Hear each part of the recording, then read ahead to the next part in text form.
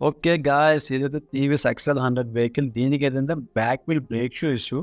So brake shoe కనుక మనం చూసారు కదా, ఓపెన్ చేసేస్తాను, వీలేదు ఓపెన్ చేసేస్తాను. దాని ప్రొసీజర్ ఇట్టే వీల్ ఓపెన్ చేయడానికి 17 సైజ్ టూల్ సరిపోతుంది, మొత్తం ఓపెన్ చేయవచ్చు. దీనికి బ్రేక్ షూకి ఊరు పేరు లేదండి.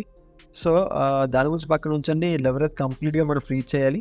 సో అలాగే నేను ఏ బండి ఓపెన్ చేసినా ఈ కంప్లీట్గా నాకు ఈ బాధ తప్పట్లేదు అసలు. డబ్బు కంప్లీట్‌గా పోతున్నాయి అంటే అర్థం చేసుకుంటే ఎంత నెగ్లిజెన్సీగా కస్టమర్లు వెహికల్స్‌ని వాడతారనేది. సో ఏదైతే పాత బ్రేక్ షూలు, సో ఊరు పేరు లేని బ్రేక్ షూ ఉంది. మన దీనికైతే TVS original genuine brake shoe ఏం జరుగుతుంది.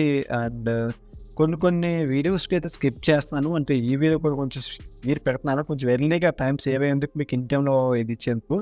ఓకే. చూసారు కదా, మనకి ఒరిజినల్‌కి ఎలా తెలుస్తుందంటే టీవీఎస్ అని మెన్షన్ అయ్యి ఉంటుంది క్లియర్‌గా. సో టీవీఎస్ అని మెన్షన్ ఉంటుంది, నాకు స్టార్ సింబల్ ఉంటుంది. సో యాజ్ ఇట్ ఈస్‌గా ఆ బ్రేక్ షూని ఏదైతే కింద ఫిట్ చేసేయండి. చూసారు కదా, నేను మబ్బు కూడా పట్టించేసాను. ఆల్రెడీ మిషన్‌లో కట్ చేసాను ఒక లేయర్.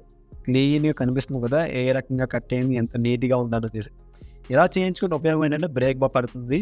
అండ్ బ్రేక్ షూలు కూడా ఆ హబ్ ఫిట్ చేసి చూసారు కదా, ఈ మొత్తం ఫ్రీగా ఉంటే మనకి బ్రేక్ బాగా అప్లికేబుల్ అవుతుంది.